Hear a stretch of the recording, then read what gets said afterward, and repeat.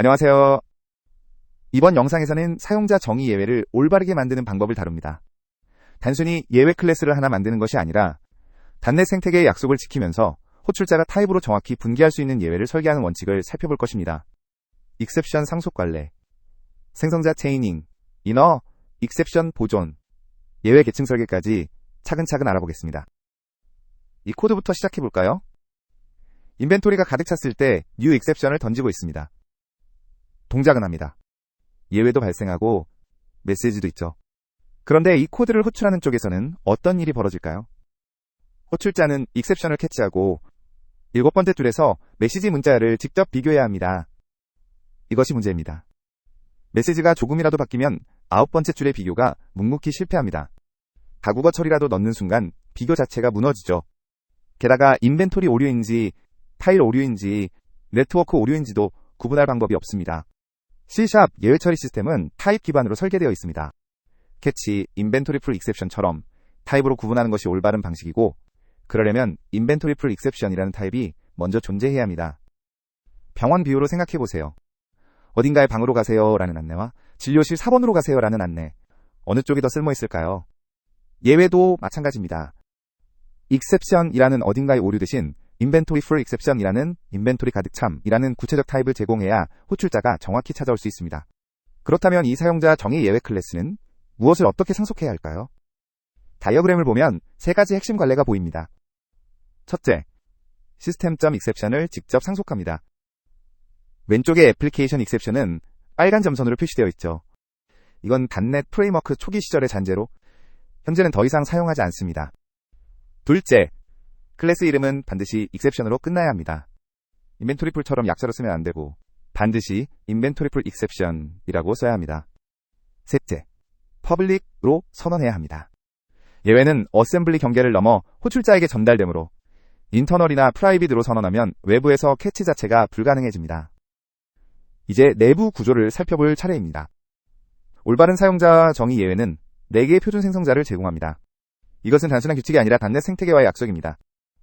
호출자가 어떤 방식으로든 예외를 생성할 수 있어야 하고, 앱 도메인 경계를 넘어 직렬화, 역직렬화가 안전하게 동작하려면 이 패턴이 반드시 필요합니다.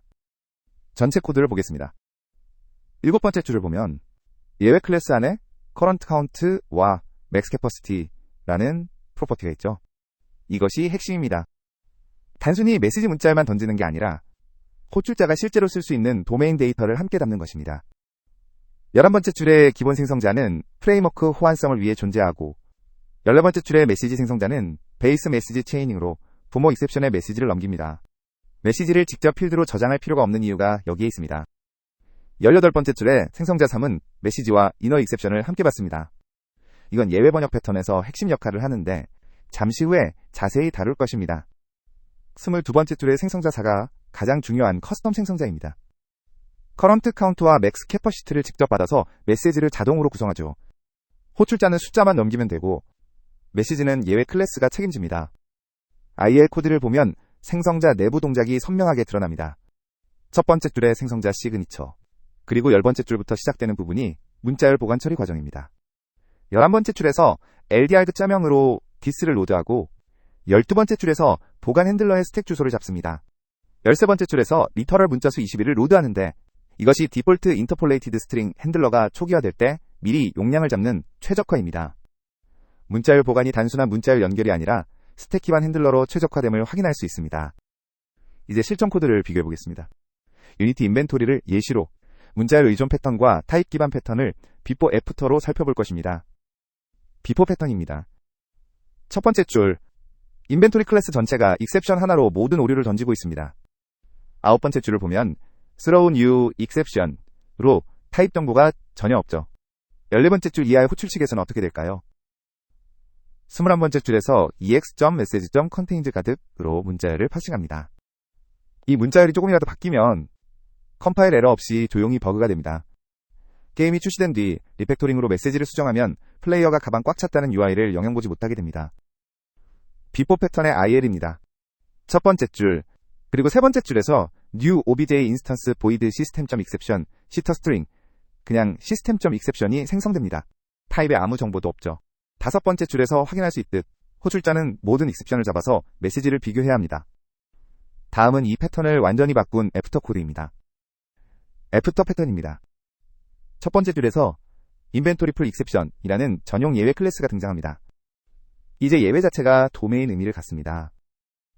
25번째 줄을 보면 throw new inventory pull exception 밑줄 items.count 밑줄 items.capacity 숫자 2개만 넘기면 됩니다.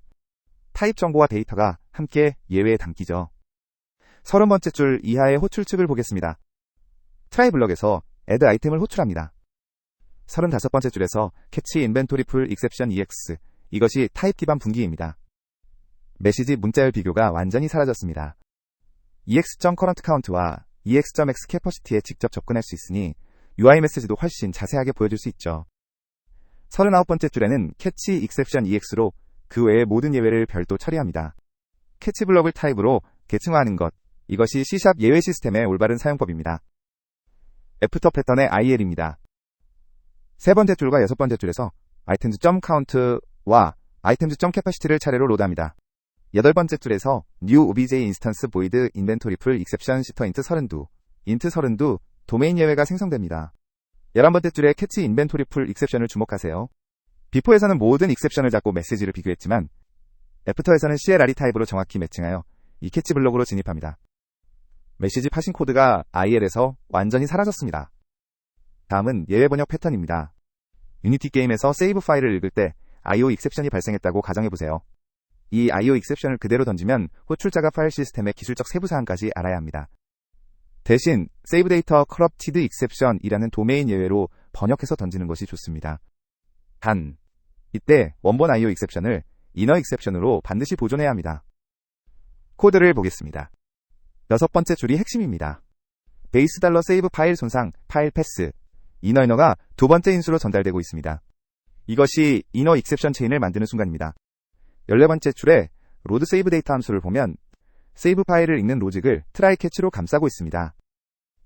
21번째 줄에서 캐치 IO 익셉션 EX로 기술적 예외를 잡습니다. 그리고 25번째 줄에서 throw new save data corrupted exception pass EX, 즉 원본 IO 익셉션을 그대로 넘깁니다. 이렇게 하면 ex.inner exception.stacktrace를 통해 file.read_all_byte가 실제 어디서 실패했는지까지 추적할 수 있습니다.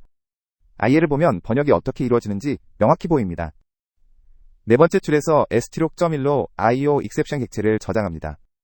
여섯 번째 줄 LDarg.0으로 패스를 로드하고 일곱 번째 줄 ldroc.1로 방금 저장한 IO 익셉션 객체를 다시 꺼내옵니다. 이 두 값이 스택에 쌓인 상태로 아홉 번째 줄에서 new obj save data corrupted exception, 시터 스트링, 클래스 익셉션 두 인수가 모두 전달됩니다. ldroc.1에서 로드된 IO 익셉션이 바로 이너 익셉션에 연결되는 원본 예외입니다. 이 연결이 없으면 디버깅할 때 원인을 완전히 잃게 됩니다. 사용자 정의 예외를 만들다 보면 욕심이 생깁니다. 모든 상황에 맞는 예외를 하나씩 만들고 싶어지죠. 하지만 예외 클래스를 무분별하게 만들면 계층이 복잡해지고 유지보수가 어려워집니다.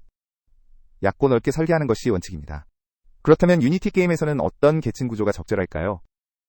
다이어그램을 보겠습니다. 시스템.exception 오른쪽 화살표 게임, exception 오른쪽 화살표 시스템별, 중간 계층 오른쪽 화살표 말단, 도메인 예외. 총 3단계입니다. 게임 데이터 익셉션은 세이브 펄 로드 관련 예외들, 네트워크 익셉션은 서버 통신 예외들, 게임 플레이 익셉션은 게임 로직 예외들을 묶습니다. 각 중간 계층 아래에 세이브 데이터 커럽티드 익셉션, 서버 타임아웃 익셉션, 인벤토리 풀 익셉션 같은 구체적 예외들이 달립니다. 이 구조의 힘은 캐치의 범위를 상황에 맞게 조절할 수 있다는 점입니다. 계층 구조의 실용적 가치입니다. 세 번째 줄처럼 인벤토리 풀 익셉션만 잡으면 인벤토리 오류만 정확히 처리합니다.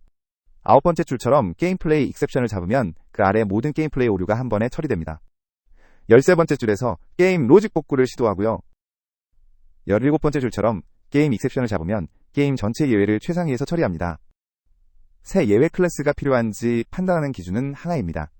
호출자가 이 예외 타입에 따라 다른 코드를 실행해야 하는가? 예스면 만들고 노면 기존 예외에 메시지만 바꿔서 던지면 됩니다. 함정과 주의사항으로 넘어갑니다. 첫 번째 함정, get 오브젝트 데이터에서 베이스 호출을 빠뜨리는 경우입니다. 첫 번째 줄에 잘못된 패턴을 보면 get 오브젝트 데이터를 오버라이드 했는데 네 번째 줄 주석처럼 베이스 호출이 없습니다. 커스텀 프로퍼티인 current count와 max capacity만 직렬하에 추가했죠. 이렇게 하면 메시지 스택 트레이스, 소스 같은 익셉션의 기본 필드들이 직렬화해서 빠집니다. 앱 도메인 경계를 넘어 전달된 예외 객체에서 ex. 메시지가 널이되고 스택 트레이스도 사라집니다. 올바른 패턴입니다. 네 번째 줄, based on get object data info. 컨텍스트가 가장 먼저 호출됩니다. 부모 익셉션의 기본 필드들이 먼저 직렬화된 후 다섯 번째와 여섯 번째 줄에서 커스텀 프로퍼티가 추가됩니다. 순서가 중요합니다. 부모 먼저, 자식 나중입니다. 두 번째 함정입니다. 예외를 번역할 때 원본을 소실하는 경우입니다. 첫 번째 줄의 잘못된 패턴, 네 번째 줄을 보면 throw new save data corrupted exception pass ex가 전달되지 않습니다. IO 익셉션이 사라지고 save data corrupted exception만 남는 거죠. 이렇게 하면 세이브 파일이 왜 손상됐는지, 디스크가 꽉 찬 건지 권한 오류인지 그 정보가 완전히 사라집니다.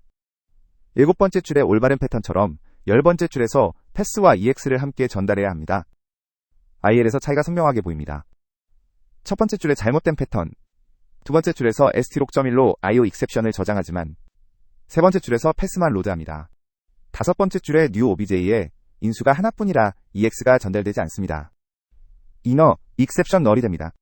일곱 번째 줄의 올바른 패턴에서는 LDR 급제명으로 패스를 로드하고 LD6.1로 IO 익셉션도 로드합니다. new OBJ에 두 인수가 전달되고 IO 익셉션이 이너 익셉션에 연결됩니다. 세 번째 함정, throw EX와 throw의 차이입니다. 첫 번째 줄의 잘못된 패턴을 보면 11번째 줄에서 throw EX를 사용합니다. 이렇게 하면 스택 트레이스가 캐치 블록의 위치에서 새로 시작됩니다.